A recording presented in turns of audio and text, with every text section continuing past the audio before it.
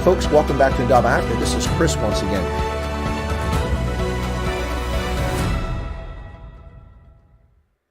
Hey folks, welcome back to Chris White Africa here on the Indaba Africa channel, part of the Indaba Broadcasting Network. On Friday, the 19th of February, 2021, and we are anxiously awaiting a National Aerospace. What's it? National Aerospace, NASA. I can't get NASA today. Senior moment there. We're awaiting a NASA press conference for the Sol 1 mission. This is the Perseverance, which is now on the ground, along with the Ingenuity helicopter. We're waiting for it now, folks. So hang on. It's about 10 minutes away from that. In the meantime, we'll talk a little bit about the Mars Perseverance mission. For those who missed the stream yesterday, what I did last night is I went back, or this morning, is I went back and I edited yesterday's stream for the landing, and I've made it basically just a 41-minute presentation. So if you want to go back and just watch that instead of the full-on thing that we broadcast yesterday, you can go watch just that portion, 41 minutes. Welcome to everybody out there. How you all doing? Sorry, I'm looking for my notes here. Where is it at? Got some notes here, and they don't seem to be where I'm looking for them. I think they're under here. That's not it. Just trying to find them. Gosh, I have a lot of notes here from all the broadcasts I've been doing, and I'm not finding the notes I wanted. Interesting. Oh, there they are. Sorry about that, folks. Just want to get them, make sure I didn't get any bad data for you guys. Welcome back to the stream. It's good to see. Olaf, you watched this morning. How'd you like it? I edited. I took out the stuff, and it's just 41 minutes, so you've got an option to see that. Let's see how many people actually watched that, if anybody's actually watched that video I posted this morning. About 254 people, according to this. And, of course, my Beckett Seeley video is still missing because 269 have watched it now. So, yep, not a big crowd. But anyway, that's the Perseverance landing from yesterday. That's up there. Above me, over my left shoulder, you see my right shoulder, but on the screen it looks like the left shoulder, is the Mars rover. That's an image of what you're actually seeing. That successfully landed on the surface of Mars yesterday. Pretty cool stuff, folks. Pretty cool. So let's see who we've got here. Small crowd. It's building now. Welcome to the stream. Erica's here. Ginaldo Rose. Only begins at night at 10:50. The initial stream is about Somalia, live on another channel. This is a different stream. That was a stream of Somalia. This is a stream on the press conference for the Perseverance mission with an update. Hopefully with new photos and video. We will see shortly if that's the case. And then I'll have another stream, the Night Owl stream. I will be covering Mars again. We'll be talking about night owls getting to meet Martians. So if you'd like to meet some Martians, they'll be on the program at 9:35 today. So tune in for that. There's another press conference at 1500 Eastern Standard Time, which is 25 minutes after I go live with the next stream. This is an unusual stream. This is a new one. Normally don't do a stream at this time because this is the hour that Ronaldo has carved out in South Africa. So don't usually do a stream at this time, but because the press conference plus Ronaldo is not streaming today, so I was hoping to get some audience here, but we've got a small crowd. I think some people probably think it's at the top of the hour, so we'll see what happens in 6 minutes. But Olaf is here. Beth is here. Teresa, Vickis. Hey, Vickis, welcome back. By the way, Vickis, I downloaded the NVIDIA broadcast, and it's running. So hopefully, let me see what's going on with it real quick here. Let me open it up. It says speakers. How we going? Speakers, the right ones. Get rid of that. Camera. There we go. Yeah. Source camera is busy. Okay. Of course it's busy because I'm using it. All right, cool. Anyway, so it looks like that's working pretty well. And then we've got Bob Z307 is here. Roy Hayes is back with just a lot of folks who were just with me a few moments ago are back again. Okay, and we've got U.S. Born Mice, he's back. And Ronell Gantz, welcome, Ronell. Pleasure to see you. So that is the Mars rover, folks. And what I've done is I thought that I would show you guys very quickly a little bit of update here. I can actually show you where the rover is on Mars. You want to see that? I have an interactive map here, courtesy of Mars. So we're going to bring that up here real quick, folks. Take the Perseverance off the screen, take myself off the screen, and then you'll be able to see where the Perseverance rover is. Whoops, that's not it. Where the Perseverance rover is currently sitting at. There you go. That's the landing site. It has moved exactly 0 miles, 0 kilometers. Hasn't gotten anywhere, folks, but this map is something that's available if you want to check it out in the future. That's the Jezero crater, which is where it's at. Let me go ahead and get you guys this URL in case you want to check it out on your own. Oops. Why is there no chat here? I didn't turn off chat. There's no chat showing up in my studio. Oh, there it is. Okay. I was like, what the heck? You guys are chatting. Why can't I see it? Right. Okay, that's the link, so you can always check out where it's at, folks, if you want to see that. That's the Jezero crater on Mars. Isn't that cool? Pretty cool stuff there, folks. Anyway, so I hope that you find that helpful. And there we go. So it is located in an ideal spot right there. That appears to be a channel there, and they want to look at a likely location where life may have been, ancient life. And so that's what it's all about. We're about 4 minutes away from the press conference with NASA. So I'm just going to double check and make sure they haven't started early on us. Where the heck is that at now? I'm going to find that. I think it's this one. No, it's not that one. Okay, wrong one. Is it this one? It is that one. There we go. Press conference. Okay. Live. Okay, so they're actually up live now, folks. What's this?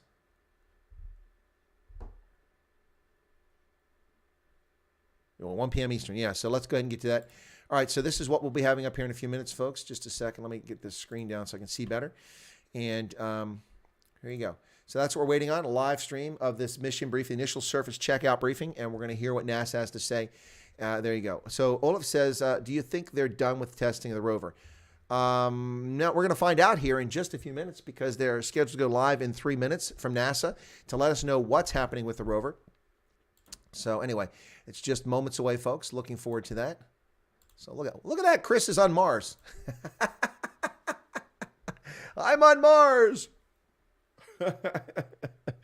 Well, you all know, famously, I've traveled to the International Space Station on the Crew Dragon rocket launch, the Falcon 9 rocket, a few months back. So you saw me in space. I'm not in space now, but I'm actually on Mars. So not on space, on the surface of Mars.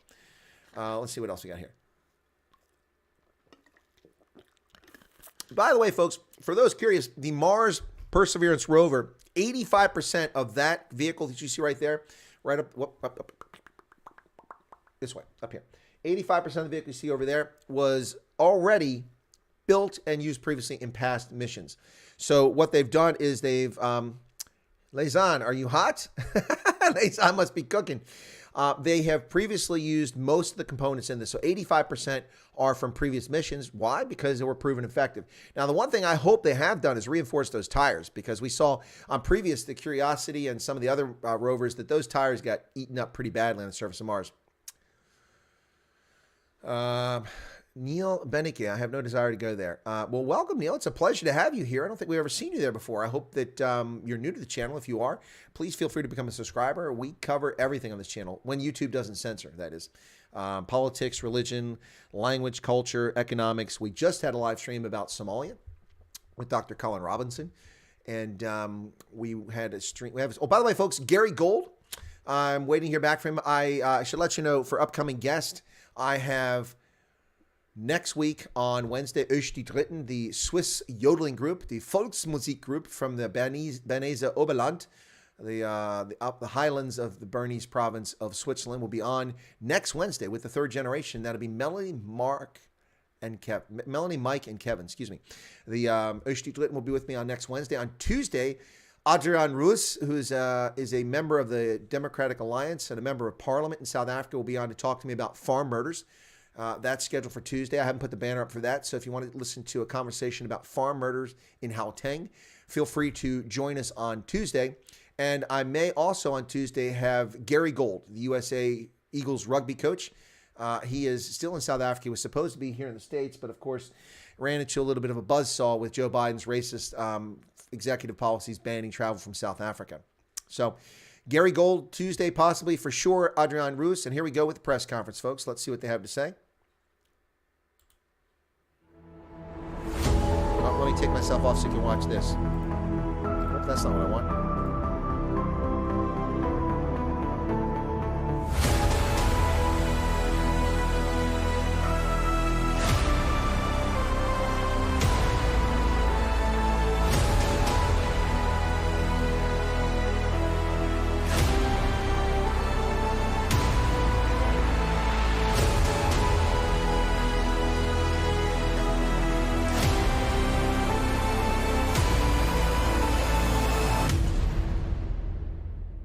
Cool intro.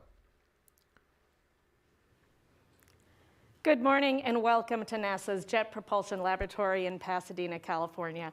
I'm Veronica McGregor of the Digital News and Media Office. Just 21 hours ago, the Perseverance rover made a picture-perfect landing in Mars. And at that time, the entry, descent, and landing team turned over the reins to the surface operations team.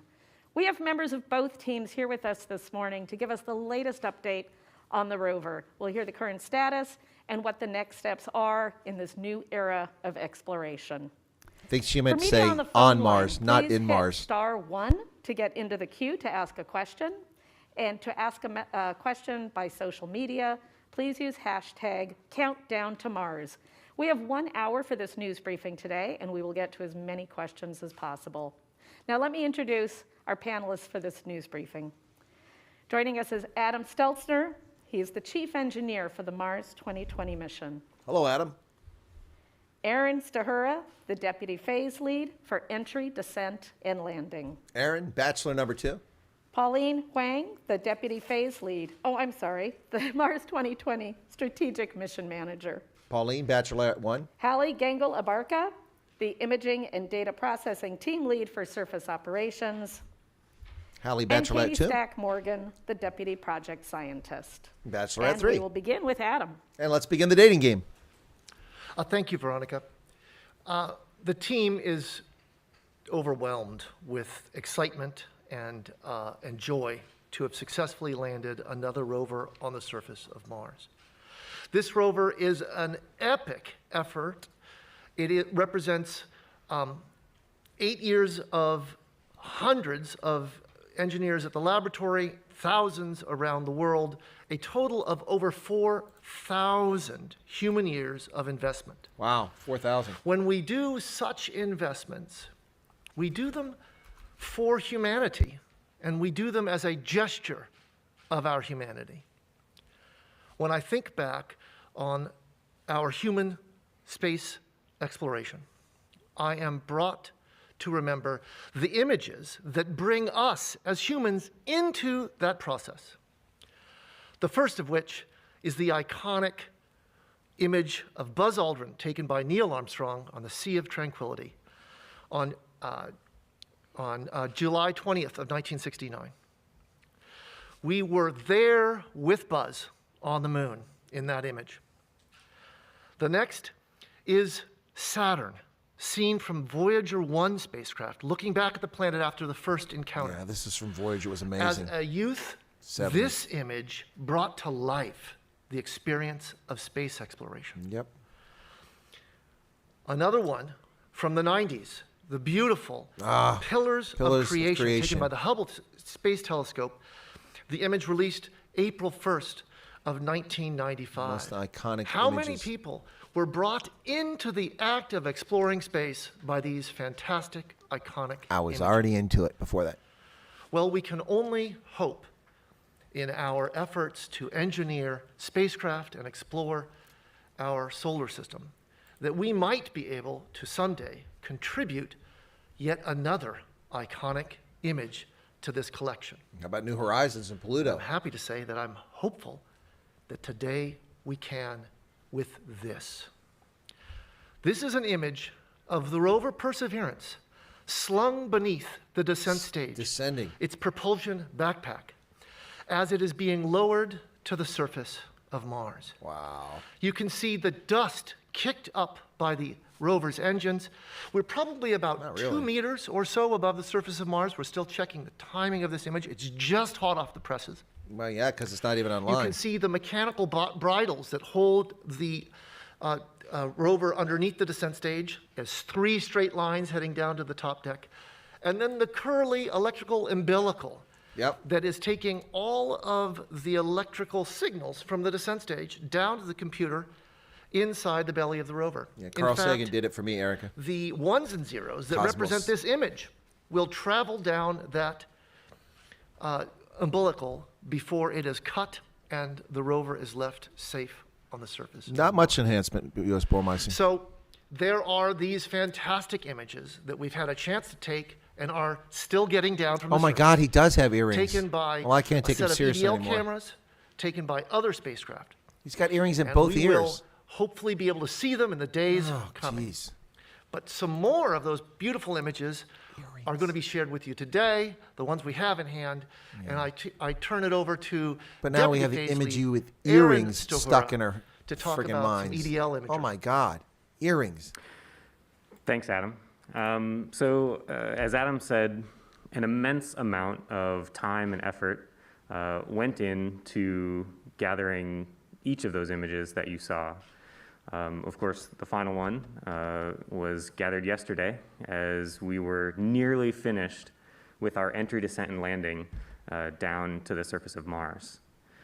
Another image that was captured midway here we through our journey down to the surface is what you're seeing on your screen right now. This image was acquired by the Mars Reconnaissance Orbiter, or MRO. With the chute open one of our on the right. orbiters that's orbiting around Mars. That's incredible. You can see here in the zoomed in part of the image in the upper right, Wow. our spacecraft with a fully inflated parachute and hanging underneath it, This our rocks. protective entry capsule. This rocks. Like Adam said, with the descent stage or the descent stage downlook image, we're still figuring out the exact timing of when this image was taken as well.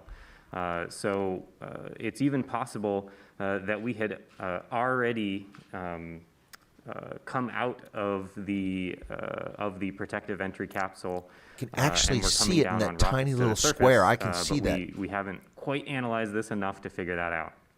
It's incredible. If you look just below to the little circle that you see on the screen, this was our eventual touchdown point. You can see it's near the delta that we've talked about. That's so interesting to the scientists. Jezero crater. And we'll get some updates on that coming up here. But just to give you an idea of all of the things that had to go correctly quicker than 30 years, for us Kyle. to make it to this point. You have to send Malema there. At the point that that image was acquired, we had already undergone entry into the Martian atmosphere Yep. right on time, traveling at 5.3 kilometers per second.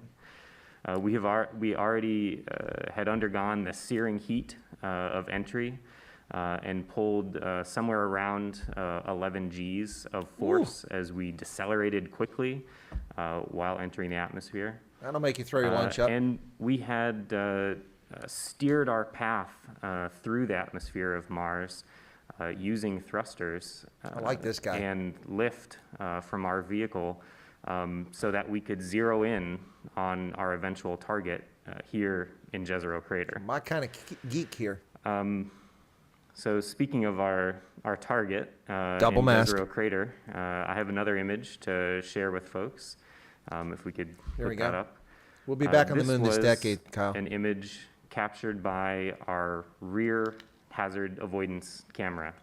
So this is looking That's the backwards. Perseverance's from bum the Perseverance camera. rover's perspective. When I look at this image, first of all, I feel a great sense of relief. And second of landed. all, I see a landing site that looks relatively safe, free of boulders, Yep. free of cliffs, free of great slopes.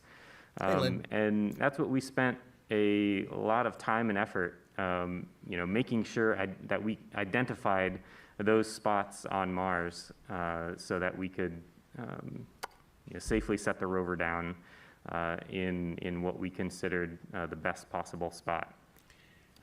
The bum cam. So one of the other things that is possible that we could get here is as we continue to get more higher resolution imagery down. This is just a thumbnail that we're looking at. We might even be able to see bits of the delta in the That would be distance. And it's possible, although yet we're not sure, if we captured the descent stage, our rocket-powered jetpack, perhaps even impacting the ground.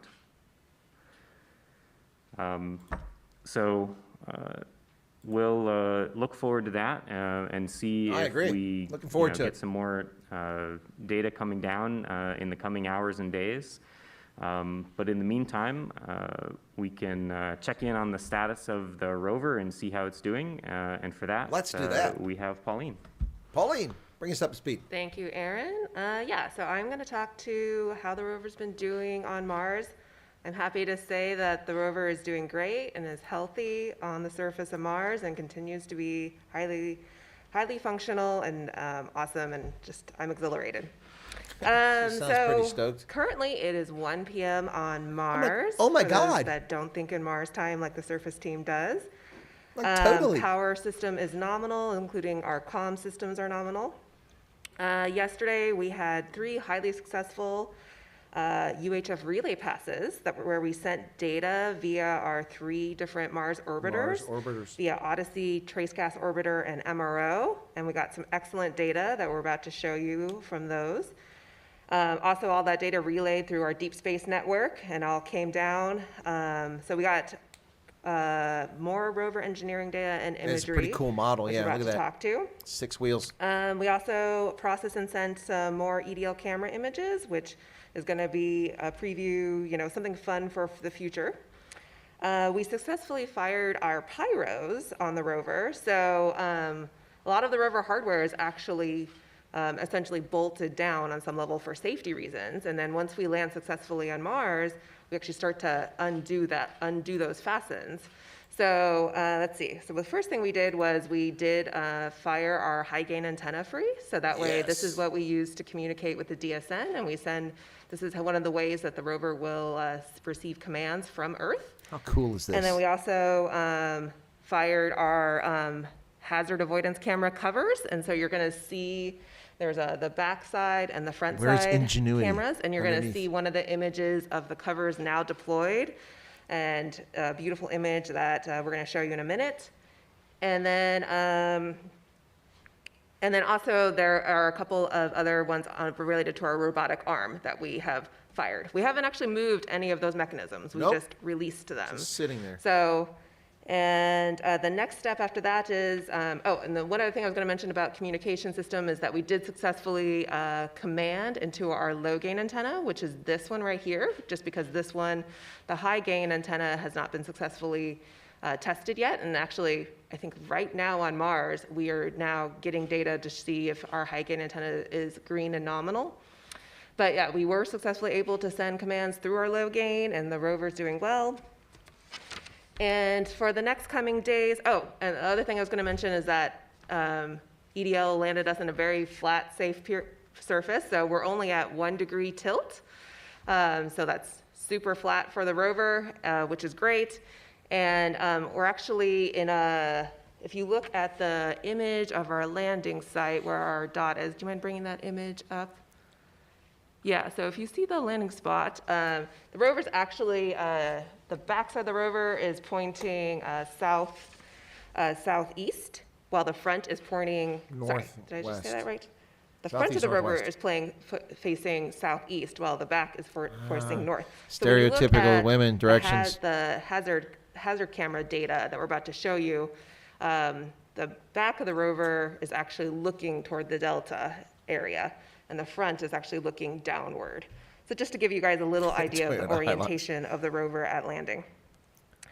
And so I'm just going to move on to talk about what we're going to do for the next coming days over the weekend. So now that we've landed, we're going to do a series of hardware checkouts just to make sure everything's functioning and is doing well. And so we're going to do all of our instrument alignment checks on all of the rover. We're also going to do a helicopter checkout, which is at the bottom of the rover.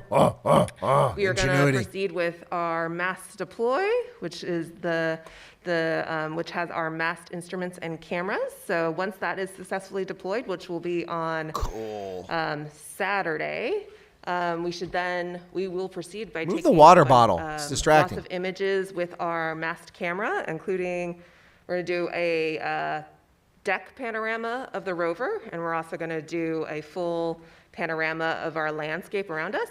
It will take a little while to downlink all of that image data, but we do anticipating getting a lot of it over the weekend, just given the throughput through our orbiter assets. So we do think we're going to get a lot of good image data, assuming everything stays as nominal and per plan. down by Monday. So a lot of that think data she's is going to be double taken on masked. Saturday, and we'll get Should it we all tell on on her? Sunday, and we'll see how all that goes. Yeah, it is a cool T-shirt, Kyle. And then after buy them. that, we're going to prepare to upgrade the Rover's flight software. So we actually landed on the cruise EDL flight software, as we call it. And now we're going to upgrade to the latest flight software for the Surface team to use. And so that will be the next thing we do, is starting to prepare for that flight software transition. And once we get into Surface flight software, we'll be fully ready to begin. Remember when the next NASA set of scientists were dressed properly checkouts with and shirts and upgrades with the ties and robotic proper arm and haircuts? other events on the Rover. It's like, oh So my a lot of God, exciting so stuff. cool. Valley Girls Okay, I'm going to hand it at over to NASA. Callie now, and she's going to talk to the really cool images we received Like, last night. totally. So- Thank you, Pauline. So, Hey, as Hallie. was mentioned, yesterday we received Like our the polo. very first set of instrument data products. So, what we've received so Dangle. far is our front and rear hazard camera images.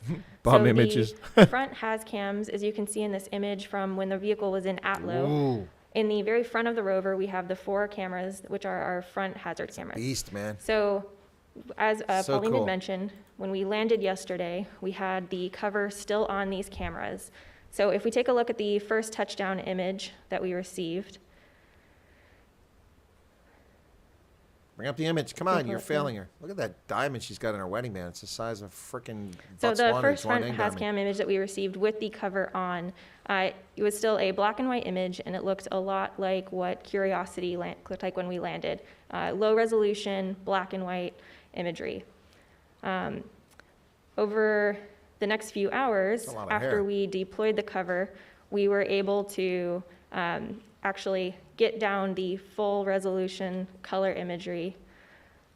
There we So go. this is a Shadows. picture of with the covers still on. And then if the we go to cover the on. next one, Wow. now we Whoa! have our somewhat lower resolution, but Sweet. really high resolution compared to what we've seen before on other previous missions, and now in color. Oh my So this God, is it's our like first totally amazing. color front HazCam image and our first color image from the surface Hi, of Jeannie. Mars. This is not a color-corrected product yet, so we'll be continuing to work. Our team has been working up Wow. until 5 o'clock this morning, and we'll continue to be working hours like this over the weekend to get data as quickly and accessible out to the public. Look at the mountains in the top right-hand So corner. this is an incredible achievement, and there's one other image I It want is. to show. It's amazing. So one of the amazing things about these cameras is they're actually, as I mentioned, they are 20 megapixel color cameras, and we can Whoa. actually basically take a small subset of that image. Almost and as good as my receive that. Samsung mobile phone, 20 So what this megapixels. image is of the wheel on the surface of Mars. It's the front right wheel, and we have now actually seen what it looks like right underneath the wheels. We have imagery like this that we will be releasing to the Raw Images website probably later today. Our team is just actively working on processing that data and getting that ready. One of the amazing things is now that we have this image data is we can now hand this over to the robotic and science teams, so that way we can actually begin to really start the mission. And to Cool. talk about the science on this mission, we have Katie Stack. Katie, bring it on. Thanks, Hallie. So to say that the Perseverance science team is excited for this rover to be safely on Mars is an understatement. We've been waiting years for this moment, and we're finally here. And so we found out just minutes after we heard that the rover was safely on Mars where our landing site was, and that was really incredible. And so here we are. We found out we're about 2 kilometers from the Delta. But you know what? The science team was ready. One of the activities that we did So not where for they years intended? before arriving here on the surface of Mars was to prepare a geologic map of the surface of Mars where we thought we were going to land. Yeah, So she you was can see nervous that with this. here. So what you were looking at previously was a picture of a Well, base she's at map home, put Kyle. together from She's not images in her from office. the high-rise camera that's orbiting Mars. And so what we did as scientists, we mapped out the geologic units present in this landing site, and that's what you can see these different colors mean. And so between us and the Delta, we have a lot of interesting science to do. And so if you can we'll zoom into the area where we landed. We can go to the next image.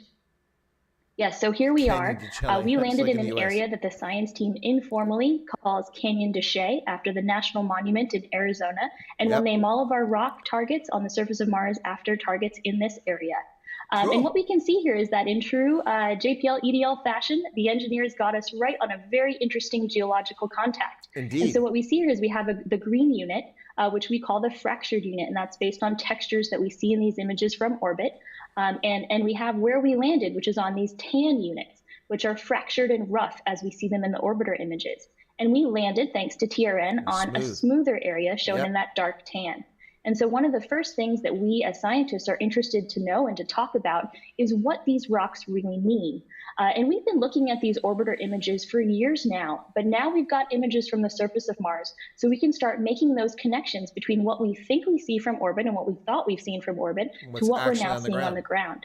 So if we go to the next image, we'll see again these fantastic color images from the engineering cameras. And this is one of the first views we have on the surface.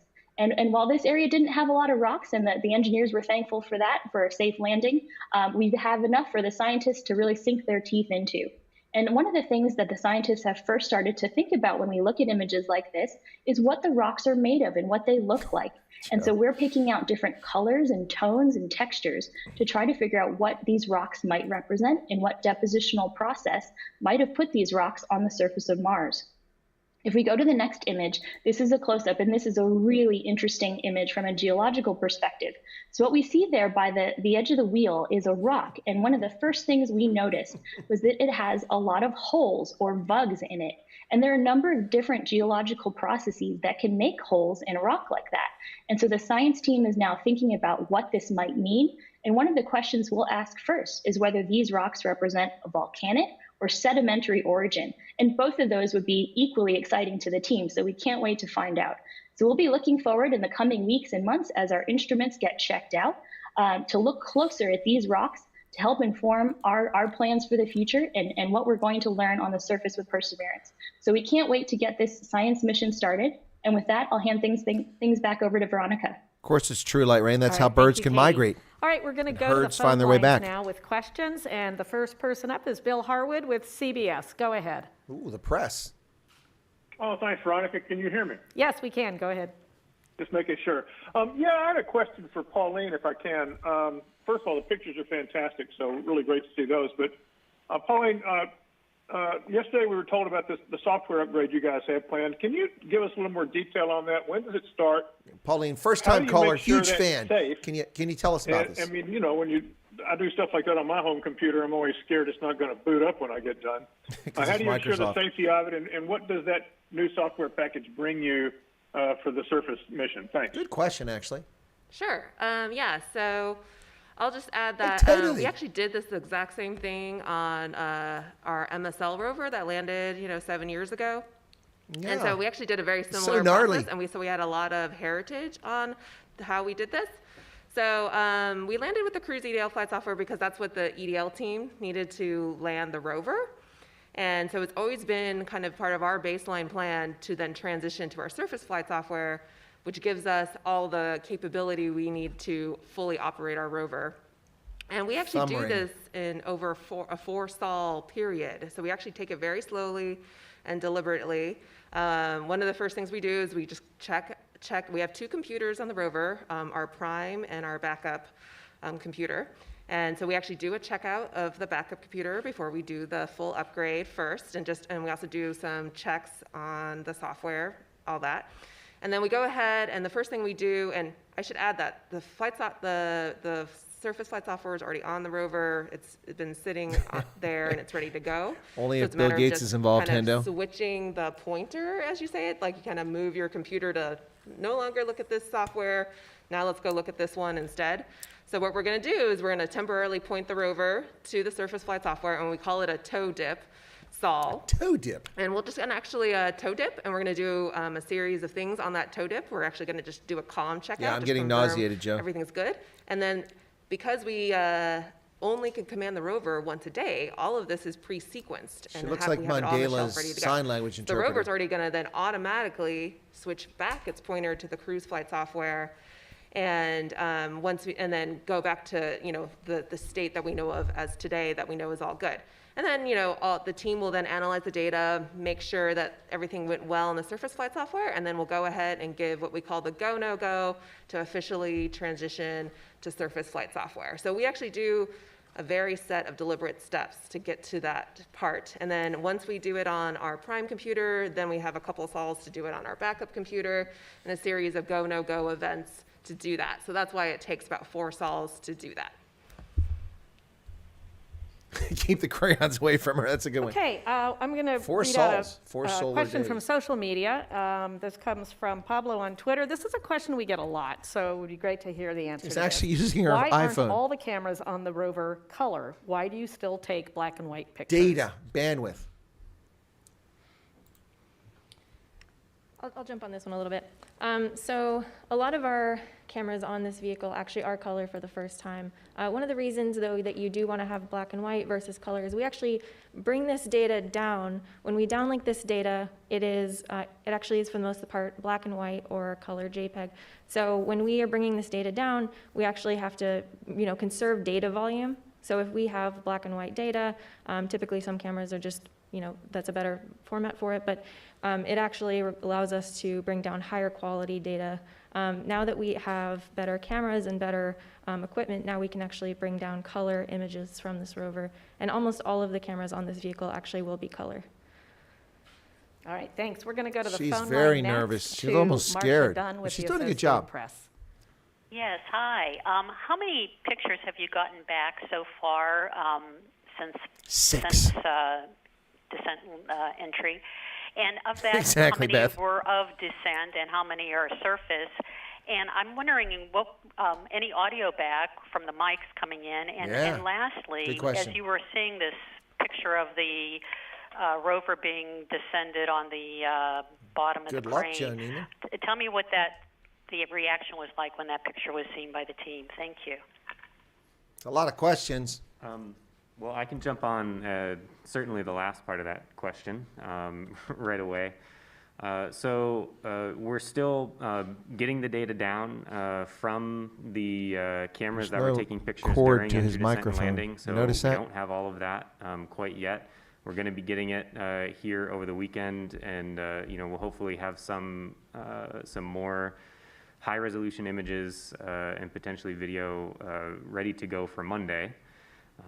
So we're all chomping at the bit, and I can definitely say that when we saw this image, I think we can flash it again, but seeing the rover That hanging is underneath unbelievable. the sky crane underneath our rocket-powered jetpack, I mean, this is something that we've never seen before. It was stunning, and the team was awestruck, and there was just a feeling of victory that we were able No doubt. to capture I these agree. and Unbelievable. share with the world. And I'll just add, I don't know if Hallie has any Did more they use a data, GoPro? but for how many pictures we've received so far, I don't think we have those at our fingertips, but we could definitely find that for you guys.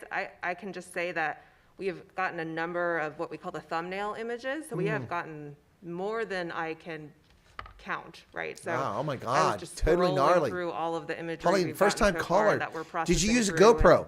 and, it's higher number than I can say on my hands. So that's why we can't give you an exact number right now, but we can Because we have definitely no give you that idea. data It's like a going forward if you guys gazillion. would like that. It's a gazillion. And I could just say that inside the Surface MSA, when we first saw this image, it was exhilarating. They were The so team was stoked. wild. I mean, we were just, actually the two images, I would say, we saw this image, and then we also saw the post-cover deploy image, and both images the team just went crazy for. The science Don't team mention the immediately Martians, started Pauline. looking No at one's all supposed to those know about the rocks Martians you and zooming found. in and going, what is that? It couldn't have been better. We were just kind of like on cloud 9, and all of us were just saying we were kind of in this Because the weird mushrooms you ate. dream-like state. We're like, we can't actually believe that this is what we're seeing, like right now at this moment, was and amazing. that the image from EDL. I mean, just the clarity and just the reality of it. I mean, we just It was like I was at my mitzvah all over again. It's like, oh my God, totally. Kudos to our Wow. imaging science, Justin Mackey, So for gnarly getting and these rad. images up into the MSA for does all look of like us a Lego to rover. just like gaze in awe at last night. So it was a We pretty were amazing. dazed and confused.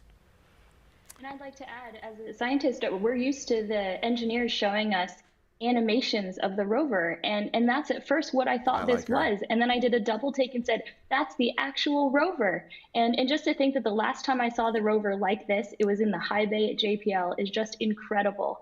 And I can't believe that I'm now seeing the rover on its way to the surface of Mars. And the science team, Pauline wasn't kidding. As soon as we got that color image from the surface of Mars, our chats just lit up with the science team saying, look over here and look over here. And that's exactly what we were hoping for. And we can't believe that we're really doing science now on the surface of Mars. It is incredible. Okay, we're going to take another question from the phone line. Mike Wall of space.com. Go ahead. Ooh, space.com, awesome site. Thank you all. Just to follow up on that previous question, do you guys have any indication yet whether the EDL mic worked, and if you did get audio to? Oh, they never answered that question about the microphones. Those amazing photos. And if you don't know that yet, when do you expect to actually get confirmation that you were able to capture audio? Thank you. So we don't know that quite yet, and I would hope, if things go well, sometime over this weekend, we may get an indication of whether we have that audio and maybe get it down late this weekend, early next week. Yeah, Joe, they are pretty giddy, and with good reason. This is an amazing scientific accomplishment. Okay, next, Eric Berger of Ars Technica. Perfectly. Hi, congratulations everyone on such an amazing landing yesterday. Agreed. Wondering if someone could talk about how this landing went with respect to Curiosity. Yeah, did you learn anything important? Were there any key differences besides the terrain navigation? And was there anything off nominal when you've looked at the data, such as you've gotten so far about the landing, that in retrospect maybe scared you, or maybe not? Maybe everything went perfect. And any snags? I'll take that. Flies in the ointment. You might recall that in Curiosity's landing, it all went beautifully. And nobody was wearing a mask. A couple weeks later, we were able to dig deep into the details and see a couple of things that were surprising.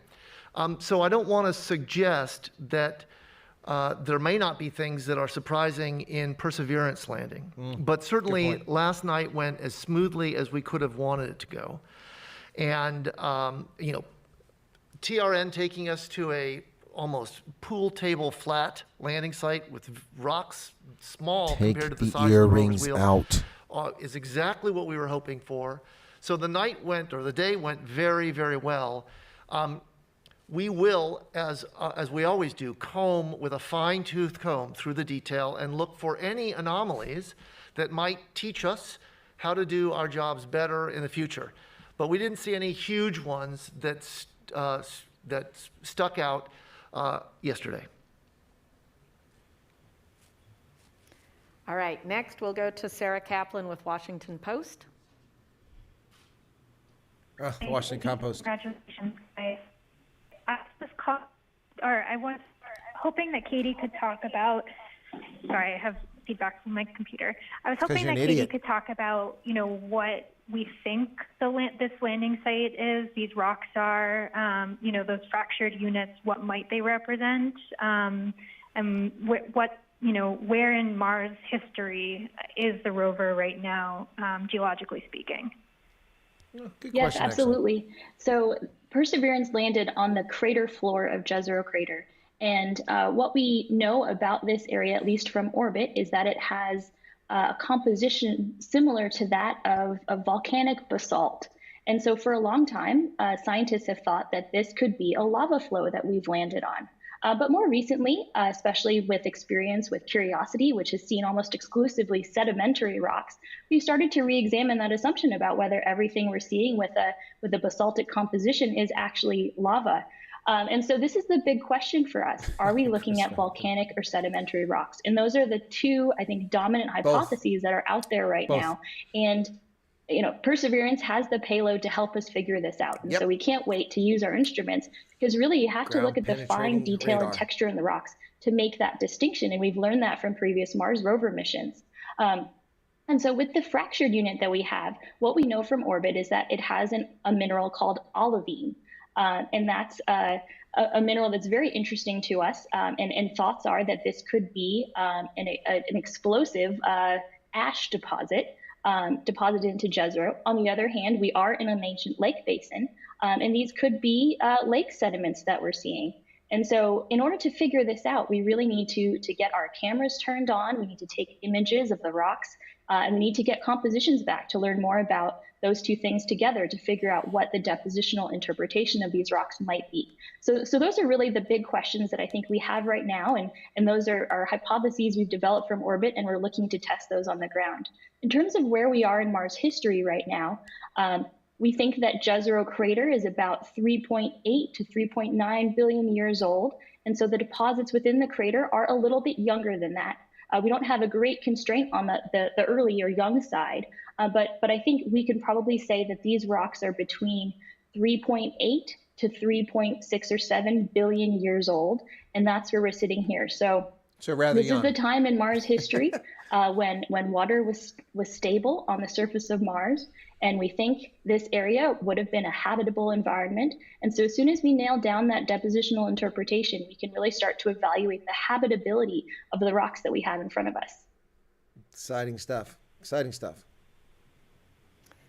Big fan of the show. I want to take a social media question next. This comes from 10-year-old Zen, who's watching the stream on YouTube. And he wanted to know if weather on Mars would affect the samples that are taken. So, Katie, I guess that's for you. Yes, well, we have a weather station on the rover. It's called the META instrument, and this measures things like pressure, temperature, wind speed, humidity. Wow. But really, that investigation is on the rover for the purposes of preparing for future human exploration and letting us know what the modern Martian environment is and what Mars is like today. We're not too concerned about weather on Mars affecting the samples themselves because we're drilling rock and soil samples. So we're primarily interested in what's on the ground here rather than what's in the atmosphere when it comes to the samples. So we're not too worried about that. But we do have the ability to track things like dust storms. And we can keep an eye on that. And there's a possibility that with each sample we may get a little sample of the atmosphere within each of the sample tubes. And so we'll be interested to find out what that's like. And so it's not a huge concern for us, but of course it is something that we monitor she's got daily. her act together, Janelle, and so we're very interested in knowing what the weather is like on Mars every day. She's pretty stoked, knows her stuff. All right, we're going to go back to the phone lines, and next up is Lisa Grossman with Science News. Go ahead. Hi, thanks for taking my question. This is really exciting. I have a question for Katie that kind of echoes Sarah's question. I want to know more about those porous-looking rocks that are right near the wheel. Like pumice, do you have as Erica any ideas about specifically what those look like? Do they remind you of anything you've seen on Mars before, or are they something totally new? And then I have a follow-up question if we have time after that. Okay. Yeah, sure. So there are a couple things that we've looked at and thought about already with these rocks. And of course, these are just our first impressions. And so we have many more observations we need to make about these. But when we think about these holes or bugs that we see in the rock, and depending on a sedimentary or volcanic interpretation, these holes or bugs can mean different things. And so having holes like this in a volcanic rock is not uncommon. As a lava solidifies into an actual basaltic rock, gases in that lava can outgas, and that is often what can create holes like that in the rocks, and we call those vesicles. And so it could be, if these are volcanic rocks, that might be what we're seeing. But we also know that in sedimentary rocks, holes like this can form when fluids moving through the rocks actually dissolve some of those rocks away, leaving behind these holes or gaps in the rocks. And so it could be that that's what we're looking at. And so I think really we have to get our instruments out and look at these textures in fine detail to really help us make that determination. And depending on what the origin of these rocks is, these holes can mean different things. And so we're excited to follow up on that and find out really what's going on here. All right, thank you. Oh, did you have a follow-up question you mentioned? Yes. If this is a volcanic depositional environment, what does that mean for habitability? Does that mean that it was not habitable the way that you were hoping it would be, or could it still have been? Yes. Well, Yep, absolutely. So one of the reasons why we chose Jezero Crater as the landing site was one, of course, because it has the delta and the lake sediments, and those are really the prime target for astrobiology and habitability. But we were also looking for a landing site that had a diversity of rock types and represented a diversity of lithologic or geologic processes to learn more about Mars's history and its evolution as a planet. And one of the main goals of Mars sample return is actually to absolutely age date these rocks. Geologic time on Mars is still very relative, and that's something we'd like to really nail down. And so volcanic rocks are really great to get absolute age dates from. So if these are volcanic rocks, we are incredibly excited about that from a Mars sample return perspective, because we can really nail that age date with a sample from a volcanic rock. We know for sure, absolutely, that there are sedimentary rocks in Jezero Crater that were likely habitable, and so we're not too worried about that. So if this turns out to be a volcanic rock, that's incredibly exciting for us, and we get to make progress on the diversity aspect of putting together a diverse sample cache.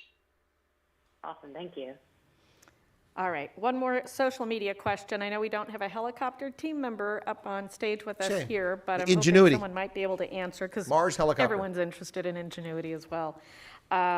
Chris on Facebook asks, how many sols until the helicopter flights, and does it have a camera and sensors to record the flight?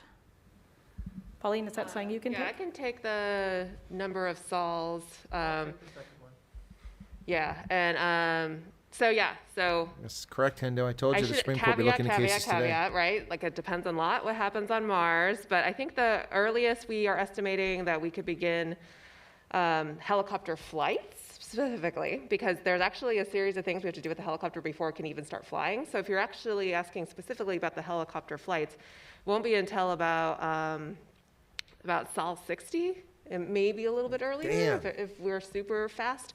Let me just want to emphasize kind of the journey that we would have to get there. So like we mentioned, we're going to transition to our surface flight software. We're going to finish a series of other checkouts on our new surface flight software. Once that's done, then the next thing we're going to do is we're going to drive to the next location, and we actually want to find a habitable environment for the helicopter to fly in. We call it the helipad location. So we don't know how many sols it's going to take. However, based on what we're landing, we're already starting to look at that data. There might be some really good, what we call helipad locations nearby for us to find. So it might not actually take us very long to drive there, but that's still work to go to figure that out, and that's why there's a lot of uncertainty. And I was going to mention about the weather observations that the 10-year-old on the social media was asking. It doesn't really affect the samples, and Katie was absolutely right about that. I was just going to add that, the helicopter team is highly interested in the weather data not only for their helicopter flights, but also before we do their drop. Right now, we have to register it as a drone with the FAA, as hopefully everyone knows, and we actually have to do what we call the helicopter deployment, where we drop them off and then we drive away. And so that's a highly critical event, first time on Mars, and we're putting all hands on deck on that one and doing several practice sessions and everything. So that one we are, looking at the weather data actively for the drop-off and also for the flights. So, and then Adam, why don't you talk to the helicopter capabilities? So yes, the helicopter does have the capacity to take color images and even color video. And beam that back to the rover, and then the rover back to Earth. Cool. That's part of the extra data that it can take. Again, we're bandwidth limited, so the first stuff that will come down from the helicopter will be engineering data. And I understand, Adam, that the rover can take images of the helicopter. Yes, of course. Which might be the best of all. Yes, both. The rover certainly will be imaging the helicopter as the helicopter spools up its rotors, does its checkout. We'll actually have some video of that available to us, and then we will we'll watch. Do our best to watch from the rover the helicopter's flights, and then the helicopter probably itself like a also Fitbit, not a watch. The cameras mentioned. Okay. Moving back to the phone line, we'll go to Jackie Goddard of Times of London.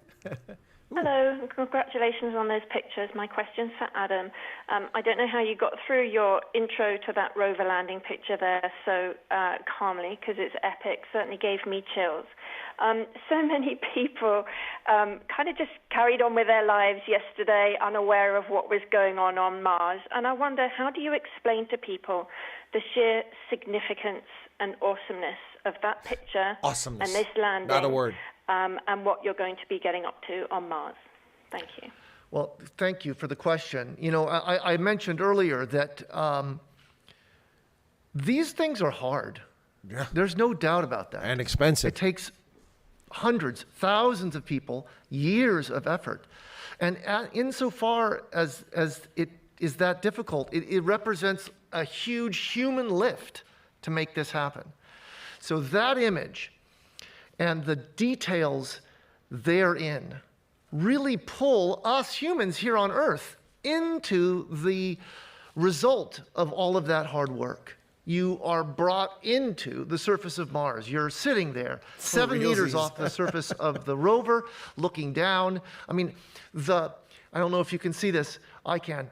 The plumes are hitting the surface of Mars, kicking up little wisps of dust. You can see on the upper left of the image and the lower right of the image, you can see these little dust plumes in that on the surface of Mars, kicked up by our engines. So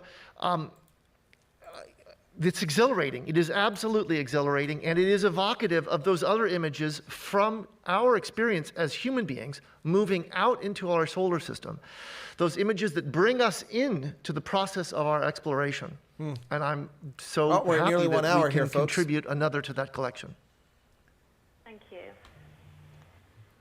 Okay, we're going to go next to Irene Klotz with Aviation Week.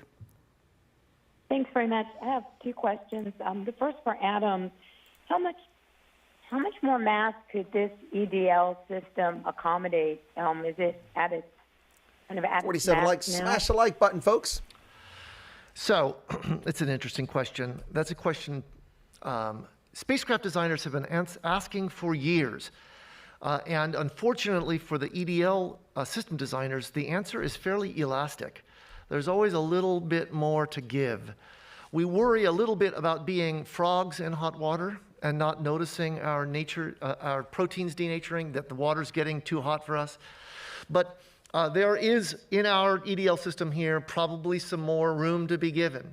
And with the next expeditions, we will always be carefully monitoring the risks we take on as we look to expand the performance of our entry, descent, and landing systems. Thanks, 12 minutes left in this press conference. Would be best to answer this question, but I was curious how the selection of the helipad will be made. Is that going to be primarily with mass cam images once that system's operational, or what other tools are available to make that call?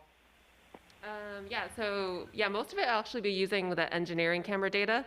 So that will be sufficient to determine the helipad imaging.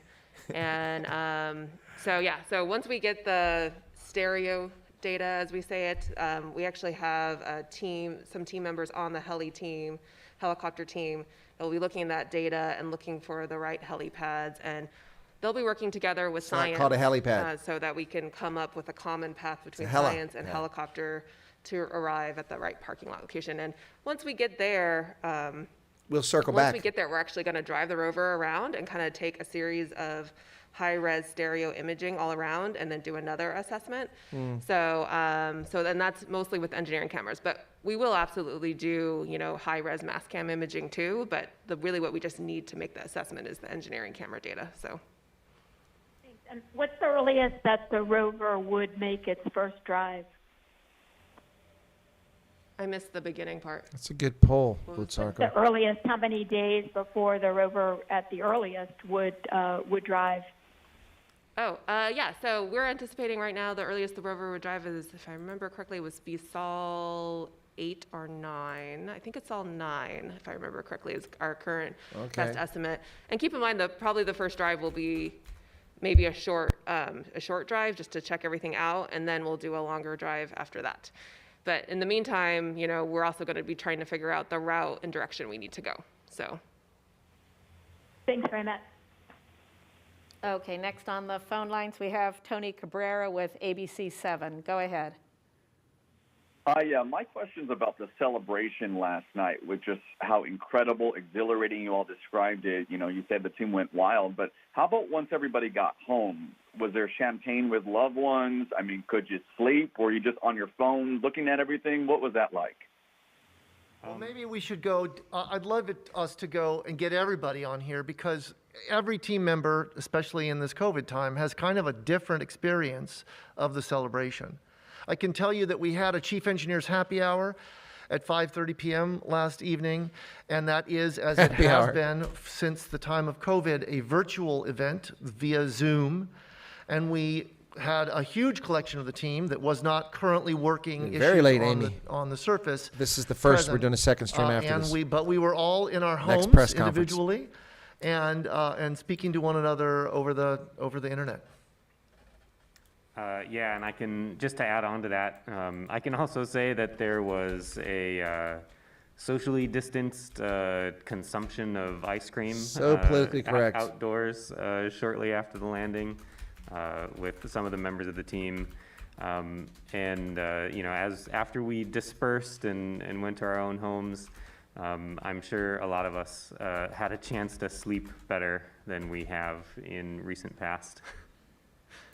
Yeah, and No for the doubt about surface that. team, you know, it actually is just beginning for us. So on some level, we landed, and then we basically was, you know, game on for us, actually. So a lot of us were working well into the evening. Oh my God, our hands are I think stationary. most of us were there around till at least 10 p.m. last night. how she you can know, talk. and it was exhilarating because we were getting all this great data and seeing all this amazing Exhilarating details. is not a word. And I would add for that, the surface team, you know, half the team is remote. There she goes. And half There the she team goes. is present at JPL. So, you know, we're also constantly contacting our counterparts that are remote and showing them the images that we're seeing, what we call, you know, via our WebEx screens. And I think, you know, for me personally, I went home and just passed out from just the No oxygen because of the excitement mask. day. It was a very long day for Surface yesterday, and It's a lot like and Kamala. we've been telling the team to make sure to get their rest because it's just beginning for us, and to make sure they get their rest time. But I imagine in the coming days, I will definitely be having a glass of wine in celebration for everything. So Goody, goody, goody. So yeah, as Pauline had mentioned, some of us are remote. So our image and data processing team is fully remote right now, working from their houses, mostly in Los Angeles, some out of state. And it was super exciting because, again, when we land, image team, this is our time Super to shine. exciting. This is now we're on for the next however many hours. Valley and girls. you know, the next 5 days, we're working 2 shifts a day, almost about 20 hours a day. So when we had our first shift yesterday, everybody who was supposed to be working overnight, of course, wanted to be involved and was so excited to see these first images come down throughout and late into the night, hoping that they would then get a nap before then they're on as they continued to do their image and data processing over the evening. It is kind of a really cool thing to actually be on a WebEx with everybody's video on and during these COVID times, because, you know, typically we're having to spread out, but it felt like we were all kind of there in a way. And we really made the best of it, and it was a really cool celebration with everybody being able to share the images as they were coming down live through the evening. So it was really incredible. Yeah, So for us gnarly, on the super science incredible. Team, our entire science team is Oh, now the remote, and professionals we have back. scientists ranging from Australia to Europe, and so $2.7 everyone is on a billion, different time Colleen. zone. $2.7 Some billion. people were just getting ready to go to bed, other people were waking up, and that's kind of business as usual for a science team working on a Mars rover. And so we, as Pauline and Hallie have said, we had to get to work, and so many of us scientists followed along with the first planning cycle for Perseverance, and we had our very first post-landing science discussion. And this felt like such a big moment for us. We've been meeting together as a science team for years and dreaming about our post-landing activities. And here we were on the on the surface with the rover, having our first discussion about science on the surface of Mars with real images. And so it was a great feeling, and we are going to continue that for many days to come. Okay, we're going to go a bit into lightning round now because we only have about 5 minutes left. We do have to end this briefing right at 11. So we're going to take a few questions here. And if we don't get to your question, please call the Media Relations Office at JPL, and we'll ask if you guys can stay after a little bit. And we'll do those questions by phone. But next up, we'll go to Amina Khan with the LA Times. Hi, thank you so much for taking my call. Katie, on that point, it would be great to be a virtual fly on the wall in these science discussions. No and I know doubt. there's so many different scientists, hundreds with different goals and different favorite targets. What are some of the, I guess I would call them friendly arguments happening among science team members about which target they should go to first and why? What are some of the compelling and competing arguments they're making for their targets of choice? Yes, well, we've only just started this process, and really we got these first images done last night, and so the discussions are just beginning. And this is a period of time which is really great because I think the scientists feel very free to share their first thoughts and interpretations.